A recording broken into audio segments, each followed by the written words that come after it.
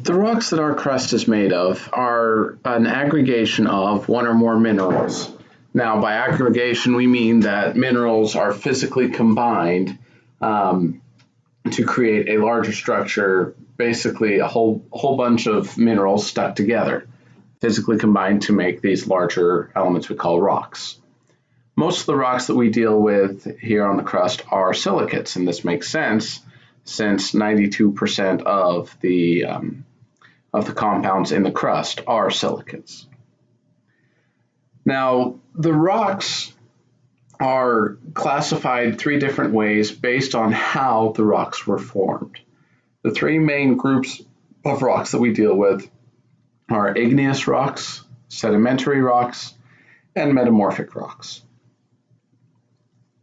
An igneous rock is a rock that was formed by the magma that has come above, that has turned into a rock either above or below the Earth's surface from the cooling of the magma. Now, this is the beginning point of all rocks. All rocks that we deal with were once upon a time an igneous rock. Now, the texture and the structure of an igneous rock is determined by how quickly it cools. An intrusive igneous rock is one that's formed beneath the surface, and so it stays warmer longer. It cools slowly, so that produces rather large crystals. And these large crystals give it a nice, coarse texture. The picture on the left is a close-up of granite, and you can see the large crystal structures within a piece of granite. An extrusive igneous rock is formed from lava, which is on the surface. It cools rapidly due to the cooler air around it, and so the crystals can't grow quite as large. They are small crystals, so it's much more fine.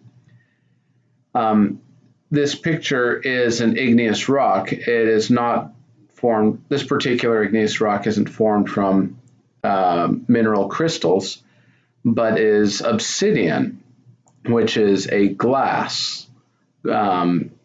Basically, magma came up to the surface, turning into lava, and it cooled so fast that it didn't have any time to produce any crystals. And so that is a glass, and this particular glass is known as obsidian. The two major factors that classify an igneous rock are the mineral composition and the texture. In this graph here, we are looking at mineral composition as the x-axis and the texture as the y-axis. It's a rather complicated graph, but basically your silicates are more to the left and your ferromagnetic rocks are more on the right. And then you have coarse-grained, would be like the granite, the diorite, or gabbro. Then your finer-grained versions of those same rocks would be rhyolite, andesite, and basalt. The non-ferrous composition has low density. They are lighter in color, and one of the most common examples of the non-ferrous igneous rocks include granite. On the right, the ferromagnetic rocks are generally greater density, much heavier, and they generally have a darker color, such as basalt. The second type of rock is the sedimentary rock. Sedimentary rocks are formed from particles that have been dissolved or broken apart from previously existing rocks. In other words, they're formed from sediments. A sediment is just an accumulation of silt, sand, or other materials. There are two ways that we can get sediments. One is the clastic sediment. Basically, a clastic sediment are sediments that come from rocks at various stages of breaking down. In other words, they are weathered or they erode. a rock breaks to pieces and is crumbled to dust, those are clastic sediments. The other type of sediment is the chemical sediment, where the rock is dissolved not through weathering and erosion, but through chemical reactions, such as maybe acid rain. So here is a table in your textbook that shows a few different clastic and chemical sediments. With clastic, we look at the size of the particles. You have large particles, larger than sand. Those are conglomerate rocks. In other words, they're generally a bunch of rocks that are cemented together. You have sand that can form sandstone. Silt and clay will form claystone or siltstone or maybe even shale. But there are also the chemical sedimentary rocks that give you a lot of the other types of materials like calcite, dolomite, gypsum, halite. Notice that these are the non-silicate types of materials we've been talking about in previous videos. This is where rocks such as limestone and salt come from. Here's another figure from your textbook that talks more about the sediment name and relates that to the actual measured size of the sediments.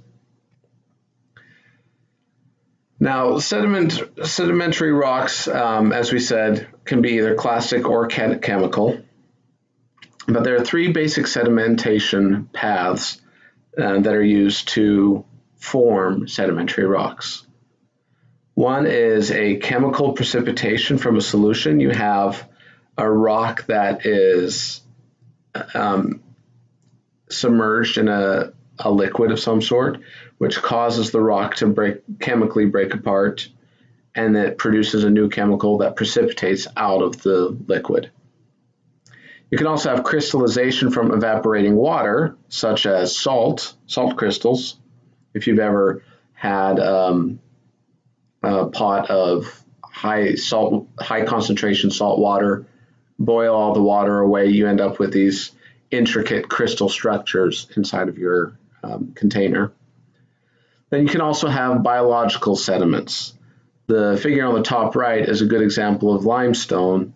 What happened was there were lots of sediments from inside of a water body that settled on the bottom of the floor, were compacted, and eventually compressed hard enough they became a rock. So they were biological sediments that became a rock later on. The process of forming rocks is known as lithification. There are two main parts of lithification: the compaction and the cementation. By compaction, we take the handful of rocks and we basically squish it together. Get these rocks as close together as we possibly can. Instead of the rocks just sitting on top of each other, they settle in. You reduce the thickness of the deposit, you squeeze out water, you compact the rocks as close as you can. And then when they're compacted, you get sediments, sediments filled with chemicals that come in between all the rocks. And then when it dries out, it binds all the rocks together. This is the cementation process.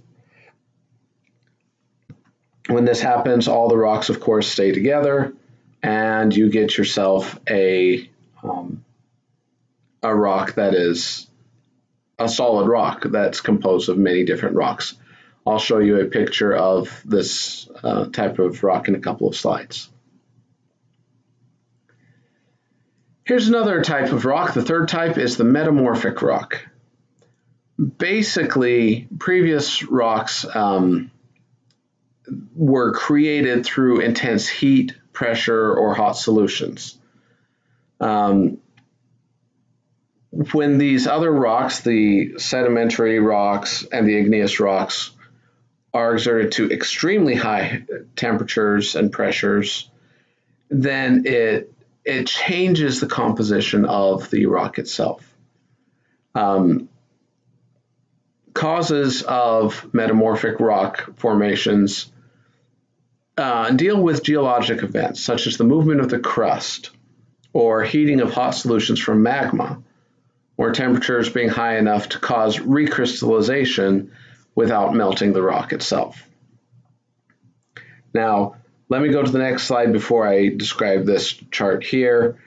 Basically, this chart is talking about the path of metamorphosizing from a sedimentary or igneous rock to a metamorphic rock.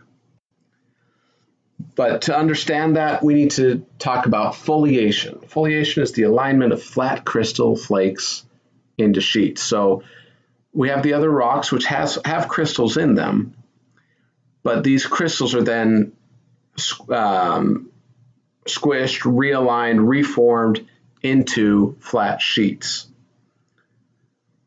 Perhaps you've dealt with a rock that has bits of flakes that can come off of it. These very, very thin flakes, known as mica, are an example of foliation.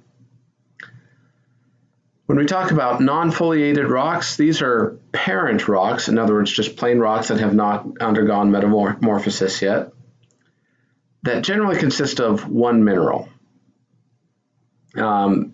Your minerals, your crystals inside of this rock are generally not aligned into sheets yet. But the foliated rocks are the parent rocks, non-foliated rocks, which are induced to a whole lot of pressure.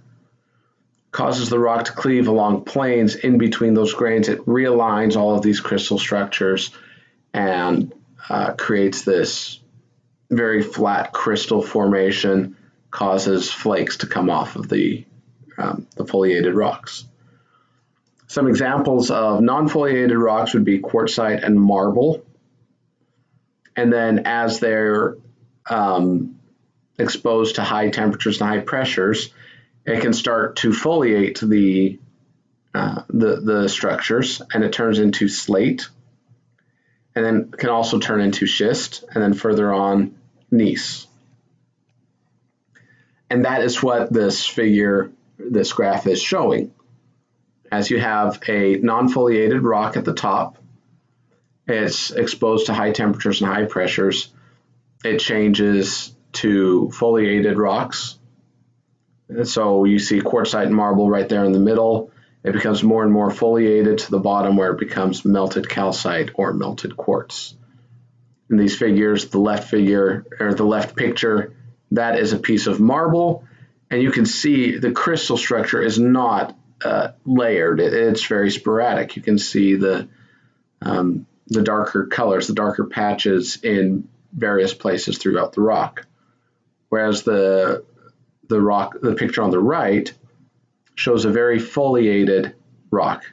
All of the crystals have now been rearranged into into multiple sheets, very, very thin sheets. The rock cycle is a process that shows rocks going from one type to another, and it is a cycle that goes back and forth and back and forth.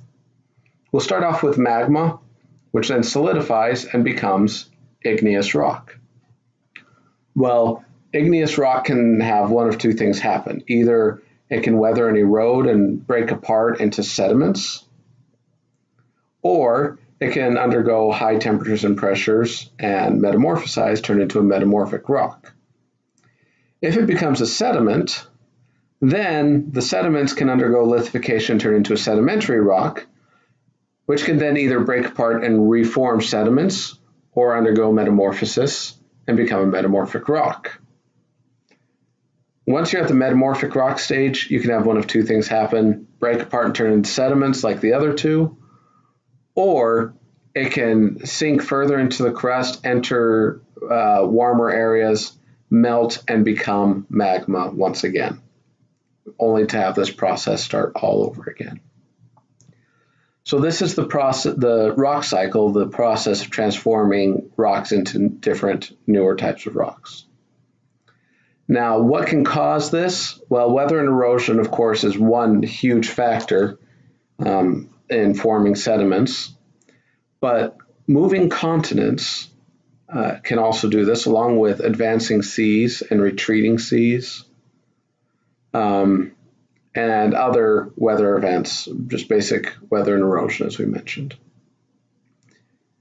These are the three main types of rocks: your igneous, sedimentary, and metamorphic rocks, and their relationships to each other.